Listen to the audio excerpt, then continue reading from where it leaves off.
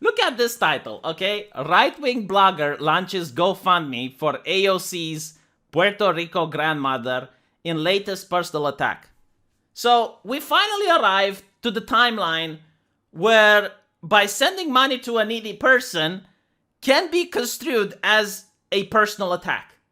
So if I give you money, I'm personally attacking you.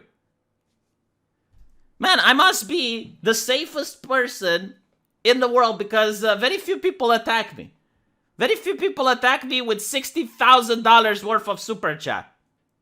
Usually, I'm grateful when I get like a $5 super chat or something, but I can imagine 60 grand overnight. It was only in a couple of hours. I should have probably got more if this was allowed to continue. But I gotta say, we need to show some context because I really, really love AOC. Like, unironically, I genuinely like her. And I do admire her. Like, if I were to have a daughter, I would give AOC as a role model to her. Because it takes a level of cynicism and it takes a level of skilled manipulation in order to pull yourself up by the bootstraps in today's society. I mean, if you look at AOC, she constantly says something and then she votes the opposite. Just as a recent example, in case you didn't know, right? True or false? Is AOC for funding the police or not? Well, it depends, right? Because whether you answer true or false, you may be right. It depends if you're talking about her speeches or you're talking about her actions. Because if you're talking about her speeches, well, no, like the police is a systemically racist institution that's oppressing people of color, right? But if you look at her actions, well, recently she helped pass a $1.9 billion found the police bill. But okay, I know your heart is racing right now and you're thinking, oh my gosh, she did what? No, calm down. It's only in Washington, D.C. Okay, I guess it's for the glorious job that they did to protect her during the insurrection. Like, she was probably very impressed with how the police handled it. So she thought, like, okay, I'm going to vote so they get more money, right? Washington, D.C. It's bizarre. So you have like places in America that are poor neighborhoods that are infested with a lot of crime. So because of that, people are afraid to send their kids out playing because you can hear gunshots while they're playing in the park.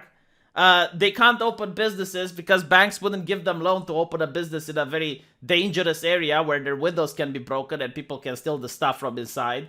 They have to pay protection money to various gangs if they want to operate something there. So those people, they're not getting the police. No, the police is just for the wealthy. That is so progressive, AOC. That is just astonishing. Huh?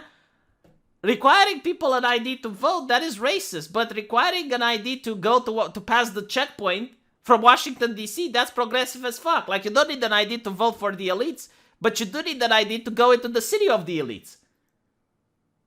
I want my daughter to become like this. Like, I want my daughter to have the ability to manipulate people to this regard. And still, like, be considered the most virtuous person in the Senate. Is she in the Senate? I think she's a senator, right? Or is she a congresswoman? Congress. Oh, she's in the Congress. Americans, why can't you just have a parliament like normal Europeans? But anyway, right, that's neither here nor there. Like, in the recent things, she posted this, right? She posted this on Twitter saying that her abuelita lives in Puerto Rico and she lives in a very, very bad condition due to the fact that the Hurricane Maria relief bill hasn't arrived. Right? A lot of people didn't believe her. Like, a lot of people thought that, oh, come on, like, this can't be true. Like, you're showing like some images from another house. I genuinely believe her. I 100% I think this is exactly like AOC. Right? Like, this is a person that lives a life of luxury. Recently bought a 50 grand Tesla, as I understand, and allows her grandmother to live in these conditions. Like, this does scream like AOC to me. This is something like, you know what? In my life, when I will be in a difficult situation, I think, like, what would AOC do? And this is something that she would definitely do. I fully believe it. You know, like how she tries to be relatable when she goes on a stream and she like eats ice cream or she cooks, because that's how you gain traction with the youth, right? With the teenagers. You don't get traction with them if you're trying to be PR corpo. Being PR corpo and reading from a script and just being a soulless person doesn't really attract a lot of the youth. The way to attract the youth is to be relatable.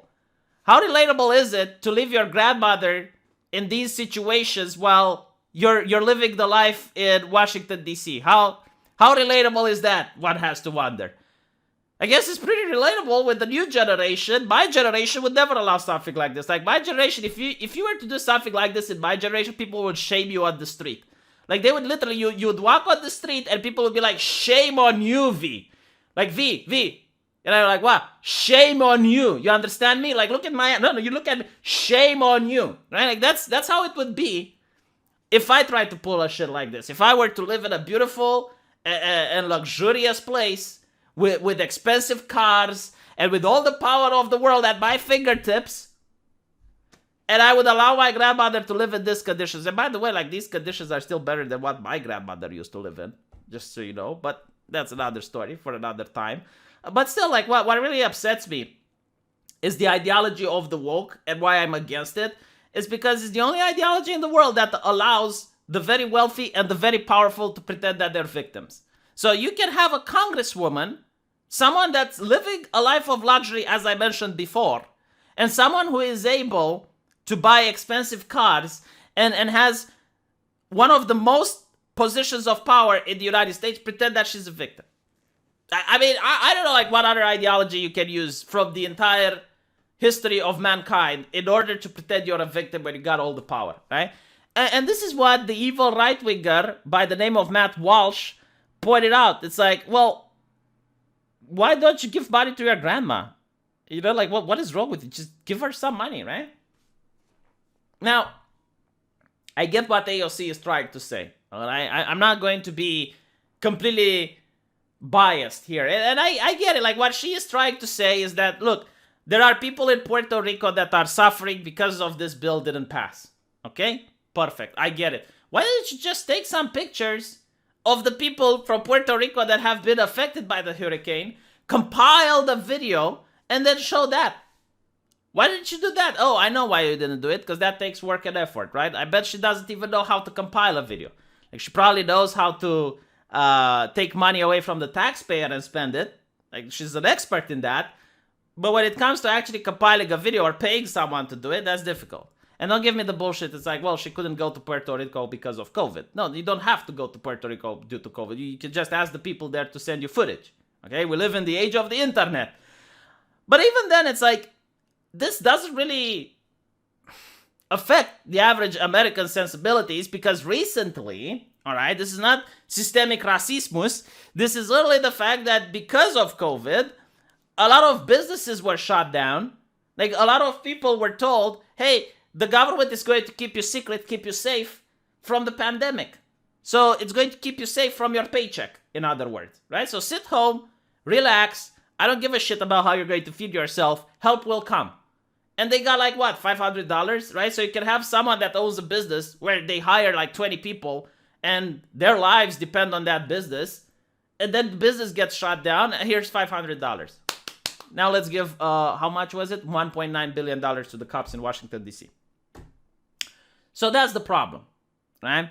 But the funny thing is that the right-wingers started a GoFundMe, got it all the way to 60 grand in order to help Alexandria Ocasio-Cortez's abuelita, and she shut it down. And like, oh, no, this is not the correct way. Well, it's not the correct way because it's undermining the government, okay? Only the government is smart and intelligent enough to gather resources and give it to the needy. Like, what are you saying? Are you saying that you can bypass the bureaucrats? Like, every time you give welfare to the needy, the bureaucrats need a little bit of that. Like, their wages need to be paid from the donations for the needy. Imagine what a world we would have if everyone would just do crowdfunding and people would donate to charity like this. Horrible, right? So she cut it down. And then she talked about systemic racism, yeah. Did you notice that when you say like, racism, it's systemic. Like when you say that, it makes you sound intellectual, but at the same time, it doesn't really help you address the problem. It's really like religious people blamed it on Satan. It's like there's a nasty car crash, okay? Really nasty car crash. Like, Satan did it. This is the work of the devil. And you're thinking about it, it's like, okay, maybe the devil with the pitchfork helped facilitate this car crash, but maybe we can look and see where the traffic lights operating properly. Maybe we can narrow the streets a little bit more. Maybe we can, I don't know, pass some legislation to forbid people from drinking and driving. Like, maybe we can look into how the car crash was formed so we can find some practical solutions rather than throw it all the way to the devil. But it's really the same thing with politicians talking about systemic shit. When they say systemic shit, it's literally saying, well, I mean, we can just thought police people a little bit more in the future. You know, we can make sure people don't talk about it, but the problem will still remain. So yeah, I mean, it's fascinating to see how she keeps getting away with it. Like, for some reason, the press side with her and says that she's getting attacked because people are donating 60 grand to her. When is the last time you saw left-leaning people donating money to a right-winger? For any cause whatsoever. Like, I'm genuinely curious. Is there a single time in human history? I'm not kidding. I want to see, like, left-leaning people who donated for their political opponent. Like, if you can think of such an example, please let me know in the comment section, because I've been following the news and I couldn't name a single one. I can name several cases where right-wingers try to help left-leaning people, but I can't think of a single one where, like, actual progressives, okay? Like, people who are like, systemic. You're a progressive if you use the word systemic at least 3 times during the last month, okay? Because people ask me, like, what do you understand by a progressive, okay? If they use the word systemic, unironically, in the last month, at least 3 times, they're a progressive, okay? How many times did those people try to help out their political opponents? Or at least, you know, show human compassion? I'm genuinely curious if that happened, no, like, unironically. Let me know what you think, and I'll see you guys in the comment section. Take care.